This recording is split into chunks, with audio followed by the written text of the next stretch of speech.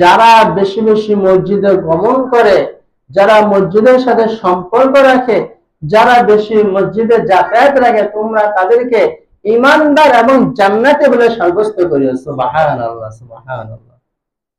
যে মসজিদের সাথে যাতায়াত রাখলে জান্নাতি হওয়ার কিছু একটা আলামত পাওয়া যায়।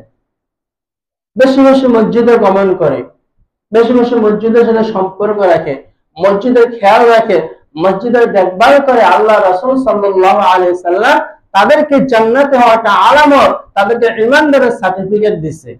সুবহানাল্লাহ। এখন দেখভালটা কিরকম, মসজিদের খেয়ালটা করো কিরকম, মসজিদের সাথে সম্পর্কটা কিরকম রাখতে হবে।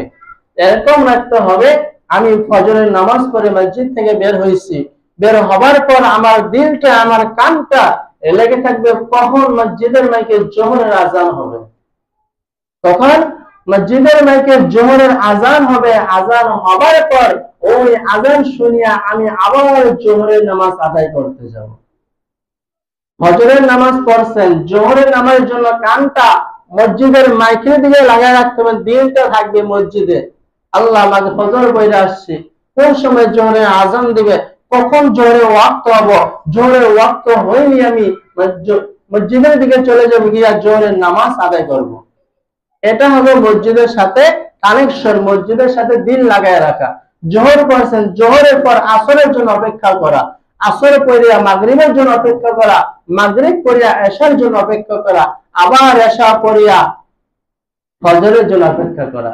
যারা এই কাজটা করে আল্লাহ রাসূল সাল্লাল্লাহু আলাইহি সাল্লাম তাদেরকে ঈমানদার বলে সাব্যস্ত করেছেন। সুবহানাল্লাহ। এখন দেখেন আমাদের অবস্থা কি, আমাদের হালতটা কি। আল্লাহ রাসূল সাল্লাল্লাহু আলাইহি সাল্লাম বেশি বেশি মসজিদের সাথে সম্পর্ক রাখতে বলছেন, আর আমরা সম্পর্ক রাখি বাজারের সাথে। আজকে সকালে গিয়া বাজারে আসছি, আবার কখন বিকাল হবে, বিকালে বাজারে যাই, আবার বিকাল থেকে বাজারে যায় থেকে আবার সকালে বাজারে যাবে, ধান্দা থাকে, কাজ পালায় ফিরে আসে, একটা ধান্দা থাকে। অথচ আল্লাহ রাসূল সাল্লাল্লাহু আলাইহি সাল্লাম বলেছেন, ও আমার সাহাবারা,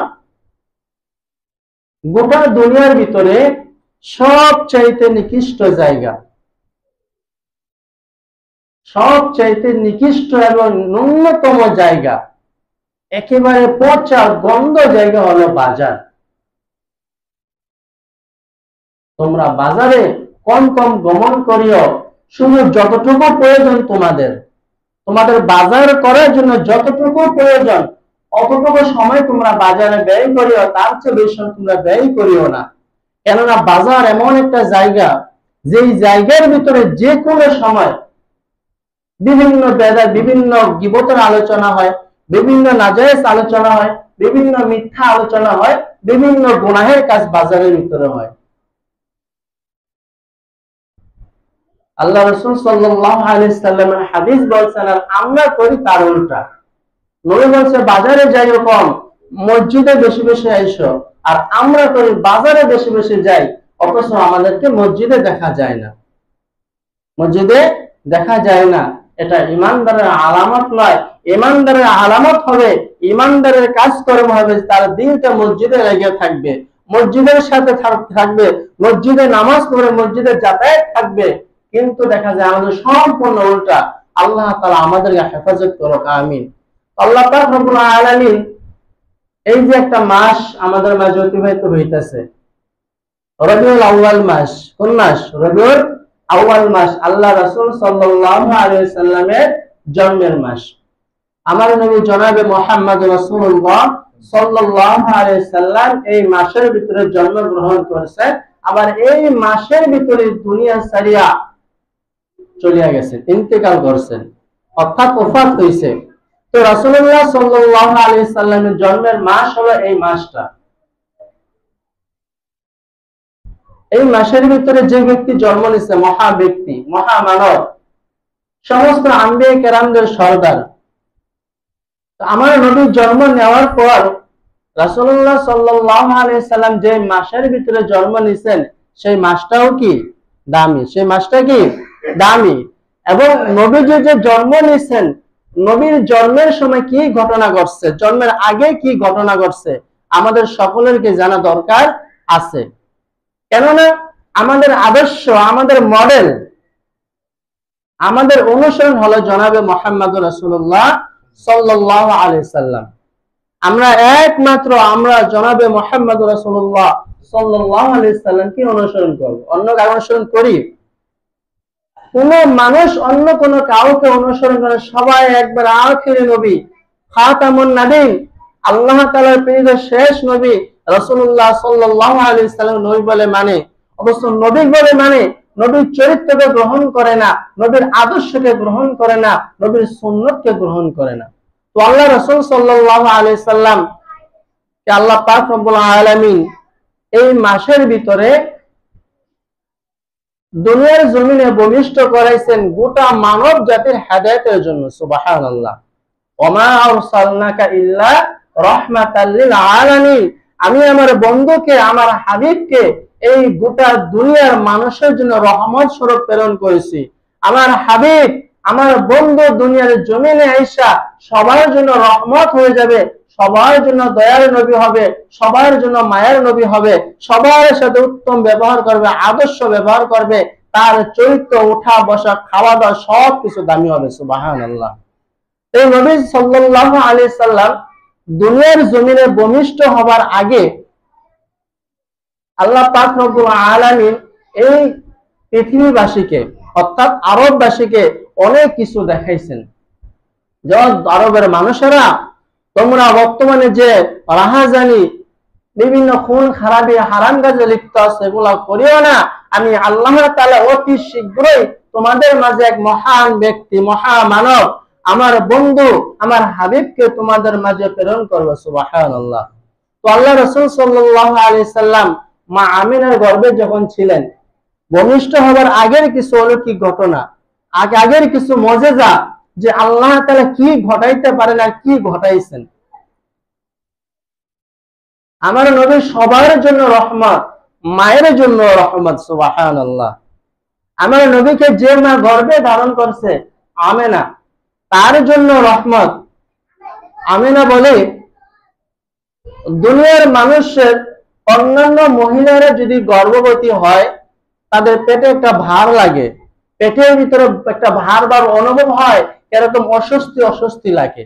কিন্তু আমার গর্ভে আমার ছেলে মুহাম্মদ যখন আমার গর্ভে ভূমিষ্ঠ হয়েছে, আমার গর্ভে আমার সন্তান মুহাম্মদ আস্তে আস্তে বড় হইতেছে, কিন্তু আমি মা আমেনার কাছে বিন্দু পরিমাণ অনুভব হয় না, বিন্দু পরিমাণ কষ্ট হয় না যে আমার গর্ভে সন্তান আছে। সুবহানাল্লাহ। আল্লাহ তাআলা কত ইহসান করে দিয়েছেন। এটা আল্লাহ রাসূলের মুজিজা, অলৌকিক ঘটনা, যে আমিনার গর্ভে ছিলেন, গর্ভে থাকার পর মনে হয় না যে তার গর্ভে সন্তান ছিল, যে গর্ভের একটা কষ্ট, গর্ভের যে একটা ভার, এই ভারটা আমিনার মনে হয় না। সুবহানাল্লাহ। মা আমিনা বলে, আমার গর্ভে যখন ছোট্ট মুহাম্মদ সাল্লাল্লাহু আলাইহি সাল্লাম ছিল, আমার সন্তান ছিল, আমি যখন রাস্তা দিয়ে মরুভূমি দিয়ে যাইতাম, কোন কাজে ঘর থেকে বের হইতাম, কোন জরুরিতে বের হইতাম, তখন আমি দেখতাম আমার মাথার উপরে ছোট্ট একটা মেঘের টুকরা, আমি যেই দিকেই যাই ওই দিকেই যাই, এবং ওই মেঘের টুকরাটা আমাকে সব সময় ছায়া দিয়ে রাখে। সুবহানাল্লাহ। এবং এ বলে যে আমি আমিনা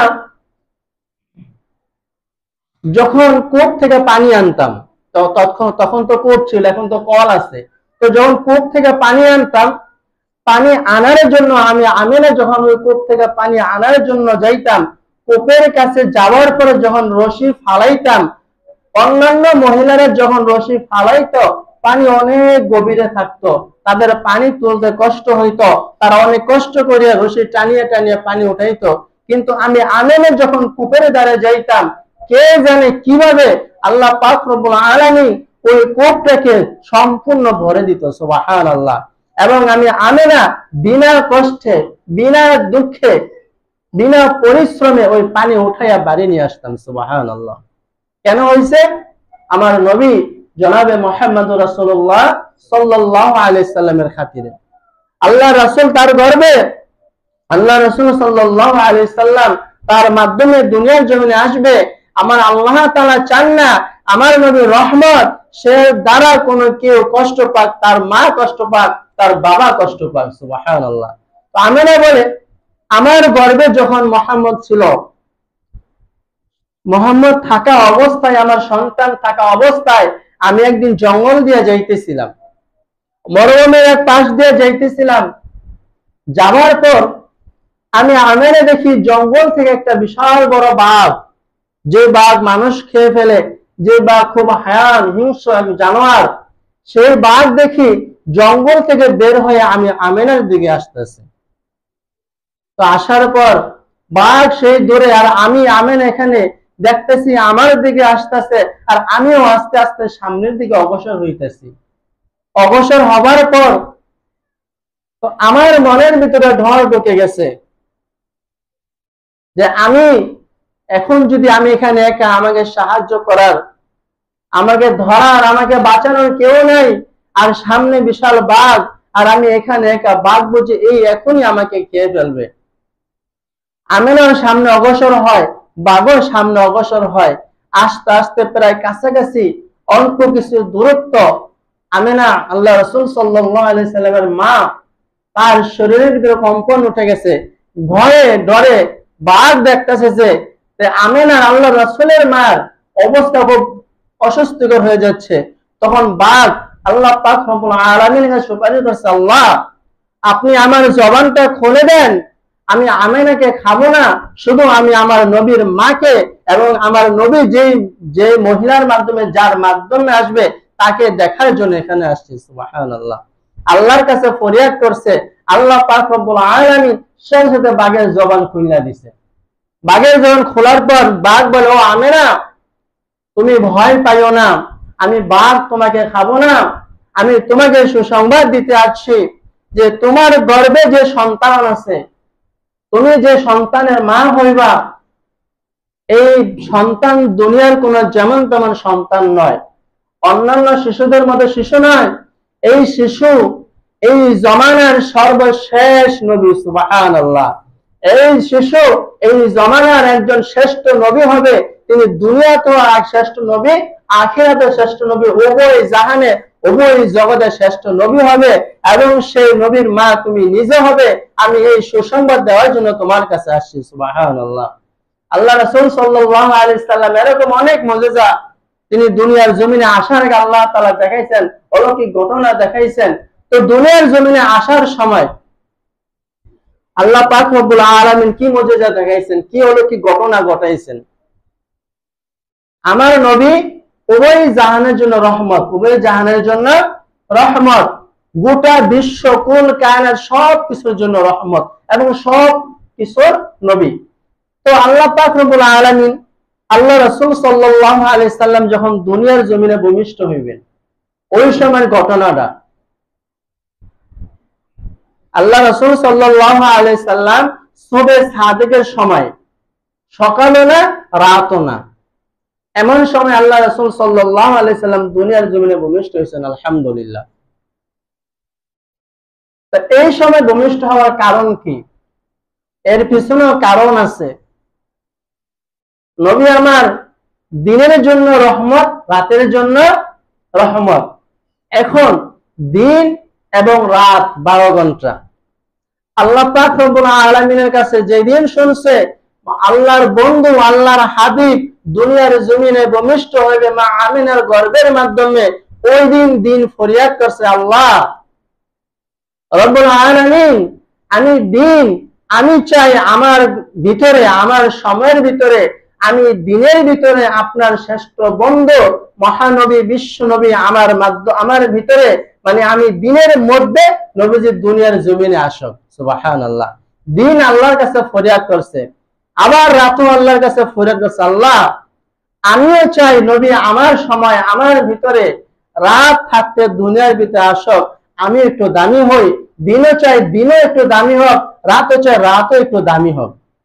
এখন আল্লাহ পাক রব্বুল আলামিন দিনকে বলছেন, দিন তুমি চিন্তা করি না, তোমার ভিতরে আমার নবী আসবে, রাত তোমার ভিতরে আমার নবী আসবে। সুবহানাল্লাহ। আল্লাহ পাক রব্বুল আলামিন দিনকেও খুশি রাখছে, রাতকেও খুশি রাখছে।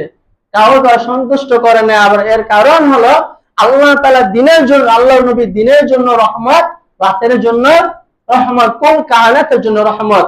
আল্লাহ পাক রব্বুল আলামিন দিনকেও খুশি রেখা, রাতকেও খুশি রেখা, সুবহে সাদিকের সময় যখন সূর্য উঠবে সময়, আবার রাত চলে যাবে সময় সুবহে সাদিক, তখন কি প্রায় একেবারে অন্ধকারও না, একেবারে আলো না, এমন সময় আল্লাহ পাক রব্বুল আলামিন মা আমিনের ঘরে আল্লাহ রাসূল সাল্লাল্লাহু আলাইহি সাল্লামকে ভূমিষ্ঠ করাইছেন। সুবহানাল্লাহ।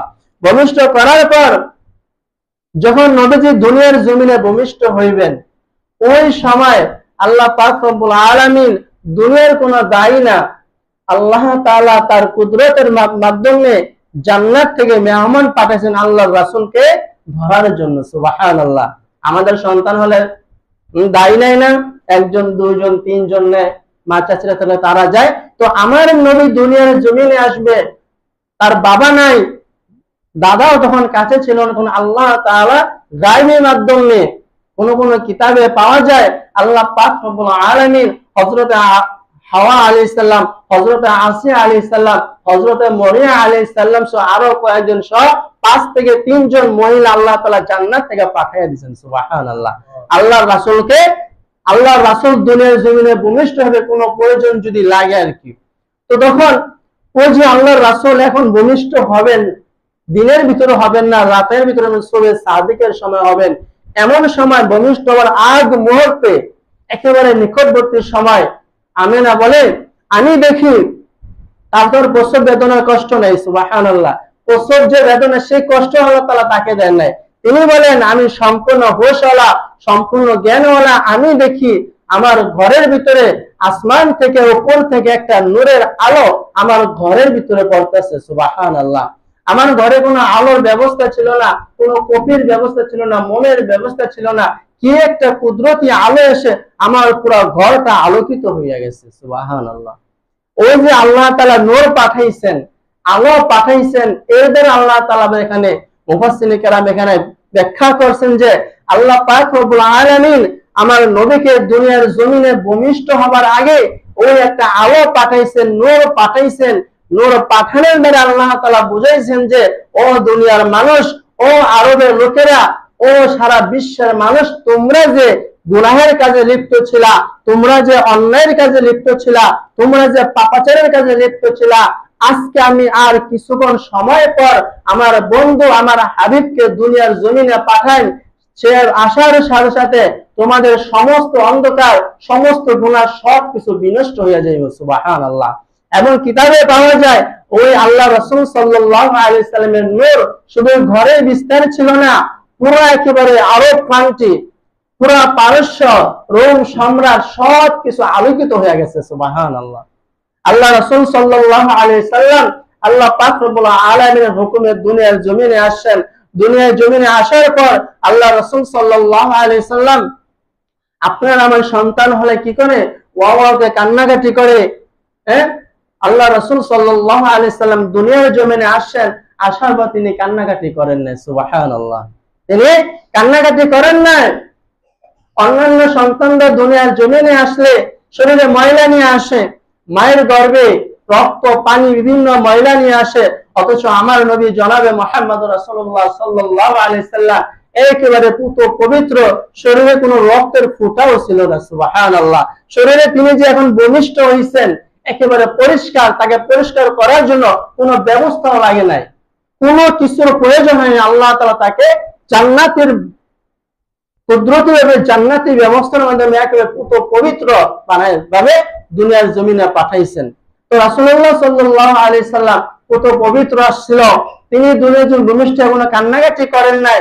আল্লাহ রাসূল সাল্লাল্লাহু আলাইহি সাল্লাম ওই যে আল্লাহ তাআলা নূর পাঠাইছেন, সব গুনাহ থেকে সব গুনাহ ধ্বংস হয়ে যাবে আল্লাহ রাসূলের জন্মের মাধ্যমে।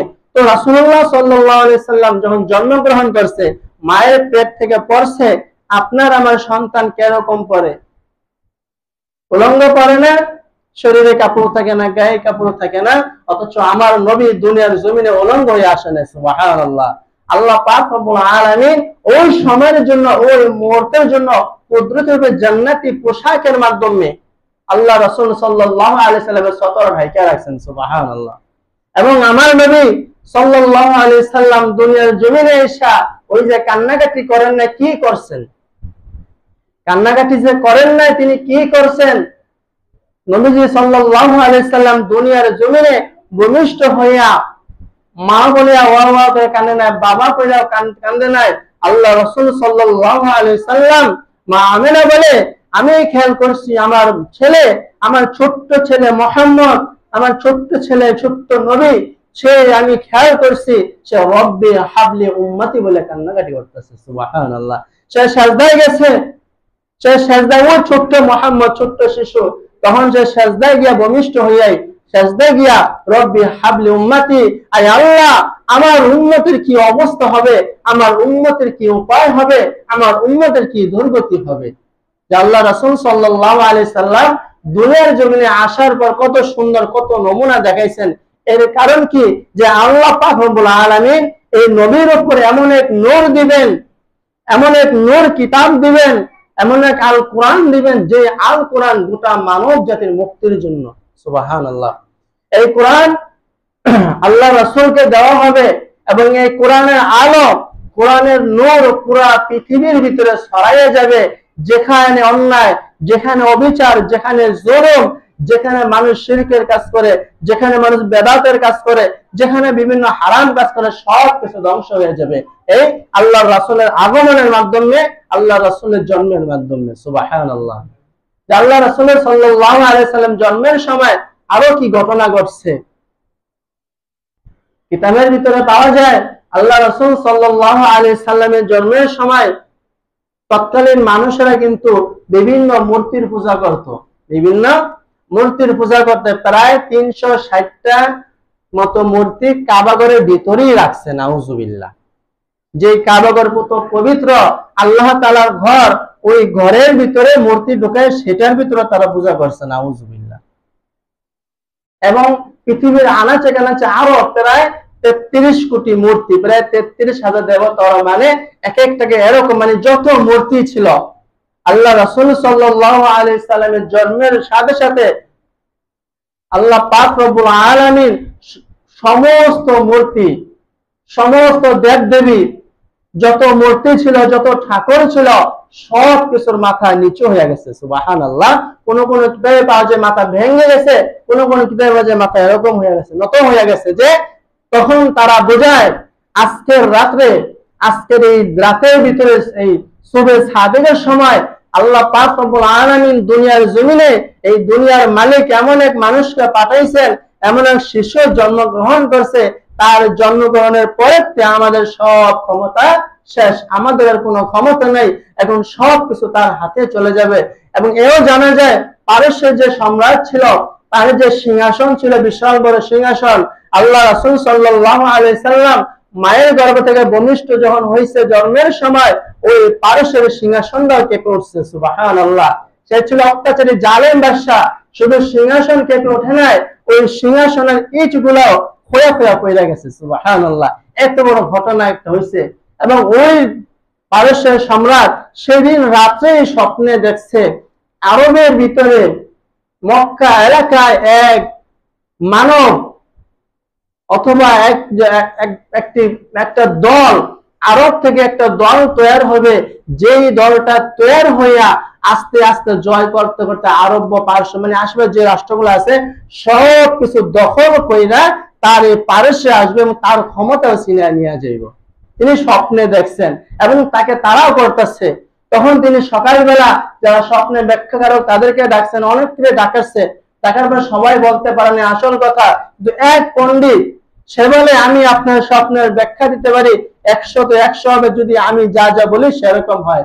তখন বলল আমাদের কিতাবের ভিতরে এরকম এরকম ঘটনা আছে, আজকের এই রাত্রে, আজকের এই দিবসে সুবে সাদিকের সময় একজন শিশু জন্মগ্রহণ করবে এবং এই শিশু হবে মানবতার মুক্তির দূত, এই শিশু হবে গোটা মানব জাতির শ্রেষ্ঠ এক মানব, এই শিশু হবে আখিরি নবী। এই শিশু আজকে রাতে জন্মগ্রহণ করবে, আর এই শিশু জন্মগ্রহণ করলে গোটা পৃথিবীর ভিতরে আর কোনো অন্যায় চলবে না, আর কোনো জুলুম চলবে না, আর কোনো চুরি ডাকাতি রাহাজানি চিন্তায় ব্যবচারী কোনো কিছুই চলবে না, কোনো কিছুই চলবে না। যদি আমার কথা অনুযায়ী আপনি দেখেন আজকের রাত্রে যদি কোনো শিশুর জন্ম গ্রহণ করে থাকে তাহলে আপনার ক্ষমতাও শেষ।